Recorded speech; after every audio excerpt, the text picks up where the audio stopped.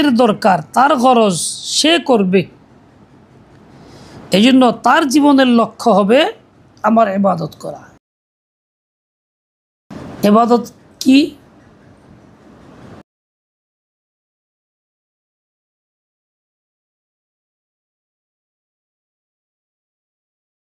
আল্লাহর সম্মান, আল্লাহর আজমতের জন্য যে কাজটা করা হয়, শরীয়ত এটাকে অনুমোদন করে। এমন কোনো কাজ হইতে হবে নিজের মনে যেরকম চায় সেরকম না। এই জন্যই নামাজের নাম ইবাদত, কারণ নামাজ এর দ্বারা আল্লাহর আজমত এবং সম্মান শ্রদ্ধা বহাল রাখা হয়। নামাজ মনের বিরুদ্ধে পড়তে হয়, মনে চায় না, পড়তে কষ্ট লাগে, ঘুম থেকে উঠতে পারি না ফজরের সময়, আর শীতের দিন তো কথাই নাই। মা বোনদের বাচ্চা কাজ থাকলে তো কত তামসা, কত ঝামেলা, এই করছে ওই করছে, পেশাব করে সময় পাই না, ইত্যাদি ইত্যাদি। মনের বিরুদ্ধে কাজটা করতে হয়। কী জন্য করি? আল্লাহ পাকের আজমত এবং শ্রদ্ধার জন্য। রোজা এই জন্য ইবাদত। রোজা রাখতে কষ্ট লাগে, মনের বিরুদ্ধে করতে হয়, কিন্তু এর দ্বারা আল্লাহর আজমত এবং বরত্ব প্রকাশ করা হয়। মহান আল্লাহ তিনি বলছেন তাই পালন করতেছি। এরকমভাবে হজ আল্লাহর ইবাদত। কেন? এখানে মনের বিরুদ্ধে করতে হয়, টাকা পয়সা ব্যয় করতে হয়, সময় দিতে হয়, যাইতে হয়, সফর করতে হয়, কষ্ট ক্লান্তি সবই করতে হয়। কেন? আল্লাহ তাআলার আজমতের জন্য, তার বরত্ব সামনে রেখে তিনি হুকুম দিয়েছেন তাই করি। ঠিক তেমনি যাকাতও এরকম। আল্লাহ মাল দিছেন, কিন্তু আল্লাহ হুকুম দিছেন, তার হুকুম বহাল রাখার জন্য আমি এই কাজটা করতেছি। যতগুলি কাজ ইসলামের রুকুন 5টা আছে, এগুলো তো আছেই। এছাড়া আরও যেগুলি আল্লাহর হুকুম আছে, ফরজ ওয়াজিব, সবগুলি আল্লাহর ইবাদত। পর্দা করা ফরজ, এটা আল্লাহ তাআলার ইবাদত। পর্দা না করলে সামাজিকভাবে আমারে কেউ কিছু বলবে না, বরং উল্টা মানুষ আরও খুশি হবে যে মেয়ে লোকটা ভালো, ব্যক্তির লোকে মিশে দেখা সাক্ষাৎ করে। আর পর্দা করলে বরং উল্টা হবে, সমালোচনা করবে, কি পর্দা করে হিংচাইলা দেখা সাক্ষাৎ করে না, উল্টা বলবে। এই যে মনের বিরুদ্ধে, মনে চায় লোকজনের সাথে মিশা চলতে, বেপর্দা হয়ে দেখা সাক্ষাৎ করতে, তার বিরুদ্ধে সে পর্দা করতেছে। কেন? আজমতের রব সামনে রেখা, আল্লাহ পাকের আজমত বরত্ব সামনে রেখা, বরত্ব করার জন্যই। এরকমভাবে যতগুলি ফরজ আছে সবগুলির একই দশা। গীবত ছাড়া ফরজ করা হারাম। গীবত আমি ইচ্ছা করলে করতে পারি, আহলে যার গীবত করলাম সে দেখবো না, শুনবো না, কিন্তু আমি কেন করতেছি না, ছাড়তেছি কেন? আল্লাহ তাআলার হুকুম, মহান আল্লাহর হুকুমে তার বরত্ব সামনে রাখা, তাকে বড় মাইনাই এই কাজটা করতেছি, এটাই ইবাদত। হালাল ইনকাম করা ফরজ। হালাল ইনকাম কত কঠিন, পরিমাণেও কম, কষ্টও বেশি করতে গেলে। আর হারাম ইনকাম করতে কষ্ট লাগে না, পরিমাণে বেশি হয়। সুদে টাকা যে মানে মহাজন লাগায়, সে বৈশা থাকে, টাকা নেয় যায়, তারা কামাই কষ্ট করে তারা টাকা বাড়তি টাকা দেয়, এতে বৈশাই রয়েছে, এত কষ্ট লাগে না, পরিমাণে বেশি পায়। যে ব্যবসা করলেও তো পাইতো না। এইটা সে পরিত্যাগ করে। কেন? আল্লাহর হুকুম, মহান আল্লাহর হুকুম, তাই আল্লাহর হুকুম বরত্ব সামনে রেখা পরিত্যাগ করে। এভাবে যত ফরজ আছে করণীয়, যত হারাম আছে বর্জনীয়, সকল ফরজ এবং হারামের মধ্যে একই কথা, আল্লাহ পাকের আজমত বরত্ব সামনে রেখা বান্দা করে, বান্দি করে,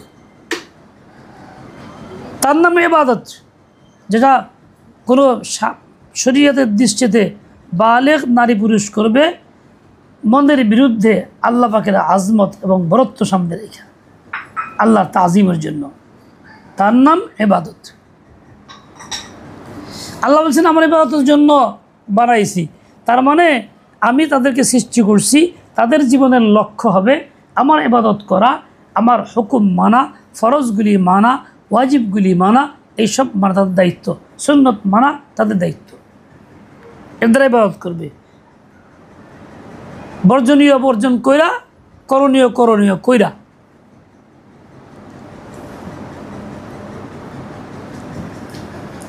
এই ইবাদতটা করবে কেমনে? কি নিজের মনে যেরকম চায় সেরকম করবে, না আল্লাহ তাআলার কোনো আদর্শ আছে, কোনো নমুনা আছে? বলে আল্লাহ তাআলা নমুনা পাঠাইছেন, আদর্শ পাঠাইছেন সাইয়্যিদুনা মুহাম্মদুর রাসূলুল্লাহ সাল্লাল্লাহু আলাইহি ওয়াসাল্লামকে। তার মতো করবে, তার বাতানো পথে করবে, তার তরিকায় করবে, এটার নাম ইবাদত। নিজের মতো করলে ইবাদত হয় না। যদিও কাজটা আল্লাহ তাআলার হুকুম, মহান আল্লাহর হুকুম, তারপরেও হবে না নিজের মন মতো করার দ্বারা, আল্লাহর হুকুম মতো করার দ্বারাই হবে, তাছাড়া হবে না।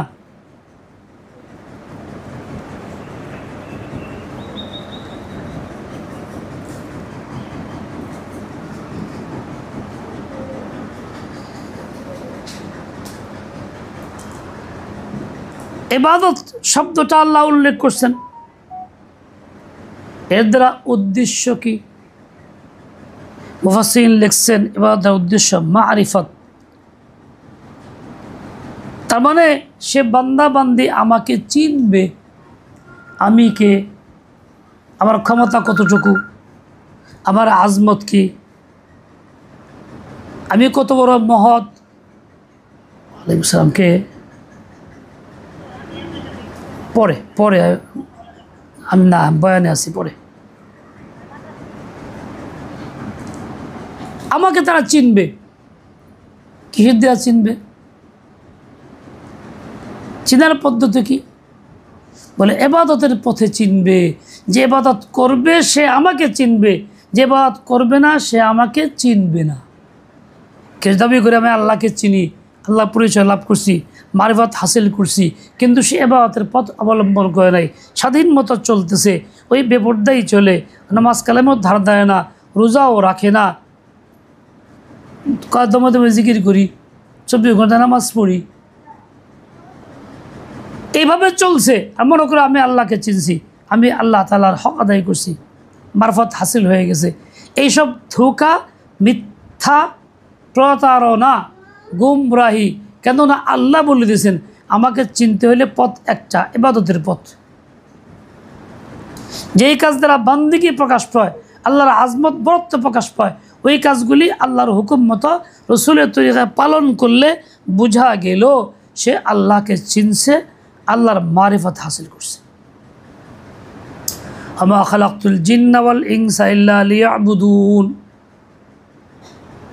এইভাবে আল্লাহর ইবাদতের পথে যদি আল্লাহকে চিনত তাহলে সত্যিকারই মারিফত হাসিল হয়ে যেত। সমাজের মধ্যে বিভিন্ন রকম পুরুষ নারী আছে, বিভিন্ন রকম মানুষ আছে, প্রতারণা করে, ধোঁকা দেয়, এই লাইনে আইসা বিভ্রান্ত করে জাহান্নামে নিয়ে যায়। তাদের স্বার্থ কি? দুনিয়া হাসিল করা। জাহান্নামে তুমি যাও, তাতে কি আসে যায়? তোমার থেকে টাকা হাসিল করবো, তোরা টাকা দিবা, পয়সা দিবা, ভালোবাসবা, খাওয়াইবা, আদর করবা, ভক্তি করবা, শ্রদ্ধা করবা, সব করো, জাহান্নামে যাও, তাতে কি আসে যায়? এইভাবে তোমাকে ধ্বংস করার জন্য এই কথাগুলি বলে। ওমা খালাকতুল জিন্না ওয়াল ইনসা ইল্লা লিয়াবুদুন। একমাত্র পথ, একটাই পথ, ইবাদতের পথে আল্লাহকে চিনতে হবে।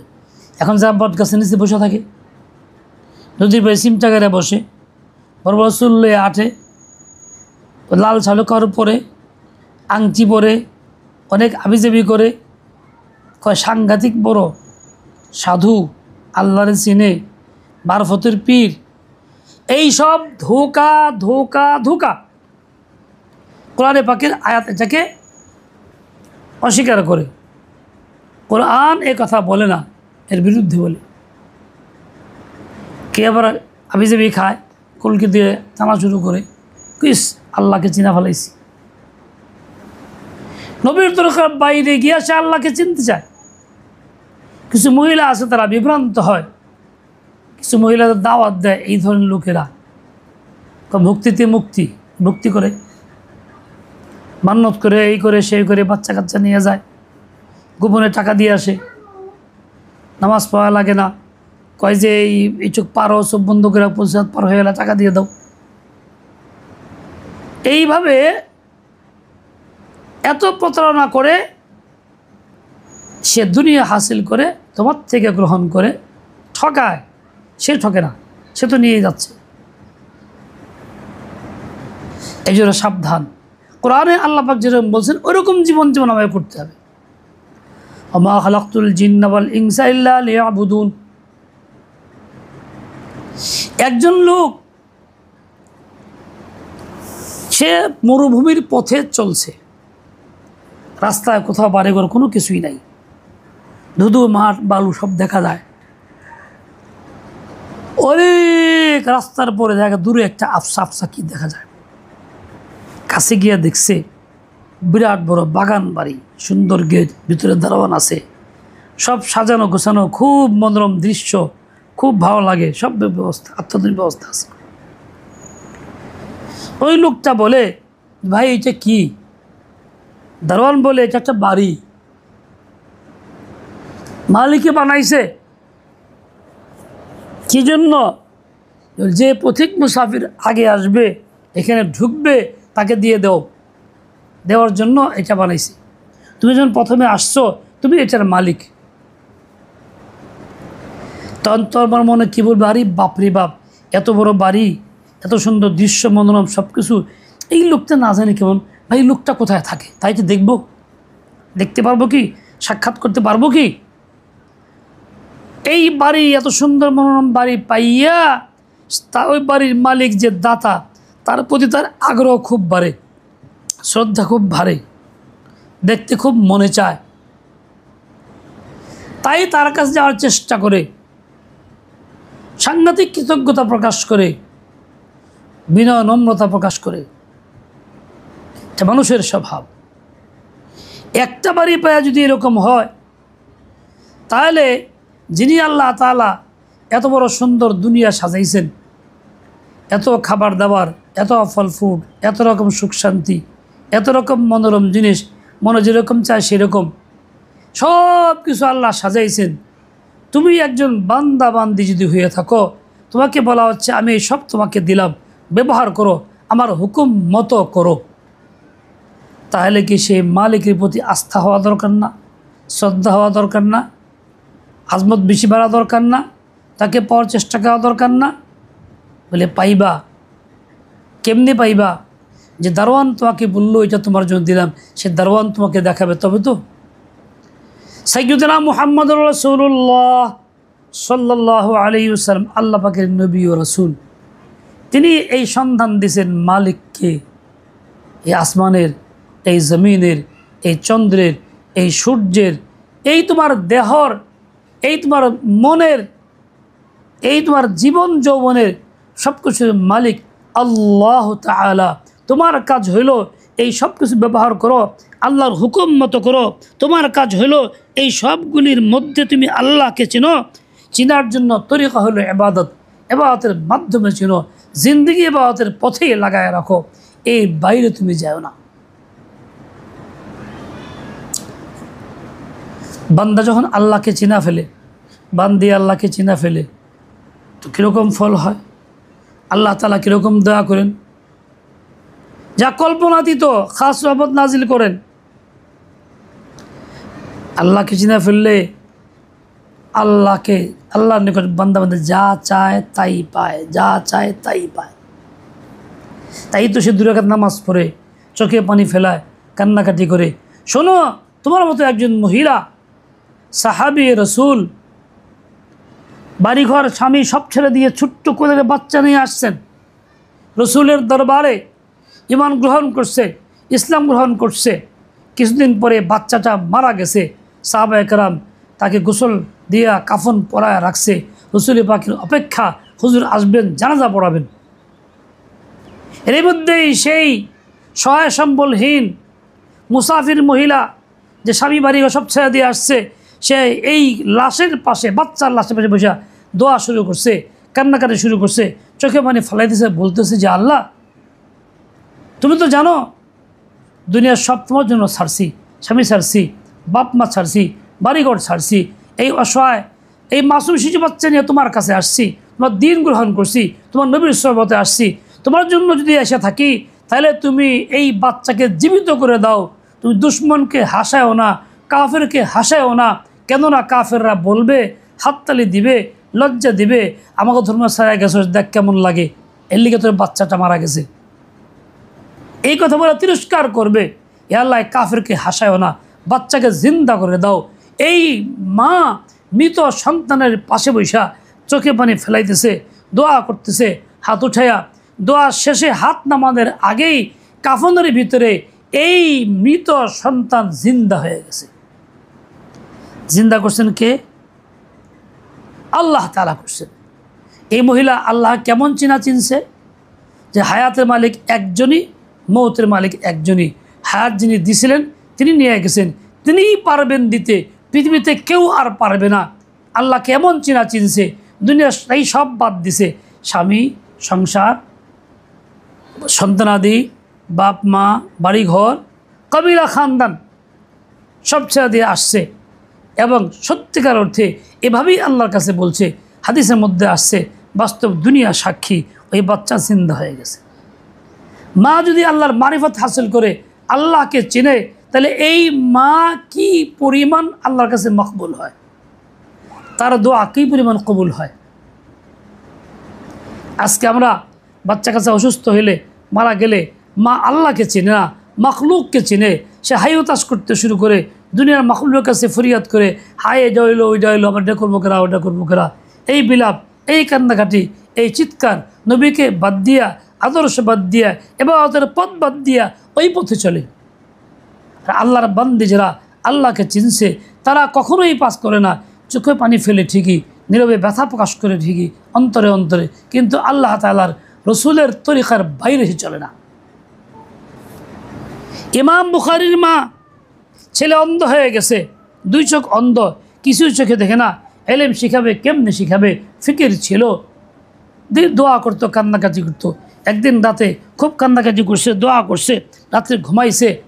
হযরত ইব্রাহিম আলাইহিস সালাম নবী স্বপ্নে বলছেন, হে বুখারীর মা, তুমি কি চাও ছেলের চোখ ভালো হয়ে যাক? বলে অবশ্যই চাই। বলে দেখো আল্লাহ ভালো করে দিয়েছেন, ঘুম থেকে উঠে ছেলে ভালো করছেন কে? আল্লাহ। অন্ধ চোখকে পৃথিবী থেকে ভালো করতে পারে না, কোনো চিকিৎসা কাজ করে না, কোনো ডাক্তারের চিকিৎসা কাজে লাগে না, সেই মুহূর্তেও ভালো করছেন আল্লাহ তাআলা। মা কীরকম আল্লাহকে চিনছে, দুনিয়ার সব মাখলুককে উপেক্ষা করে একমাত্র আল্লাহর দরবারে আরাধনা করছে, ইবাদতের পথে থেকে বাইরে গিয়ে না। এইটা হলো পথ। এই পথে যে চলে সে আল্লাহর বান্দি, আল্লাহকে চিনে। আমি লম্বা কথা বলছি না, দুই তিনটা কথাই বললাম, বাকিটা আপনারা চর্চা করে নেবেন। আমার সময় ভাব, আমি যাই নামাজ পড়বো, আজান হয়ে গেছে। আজকের মতো এখানে শেষ করলাম। সুবহানাকাল্লাহুম্মা বিহামদিক। আপনারাও যদি ওই রকম হন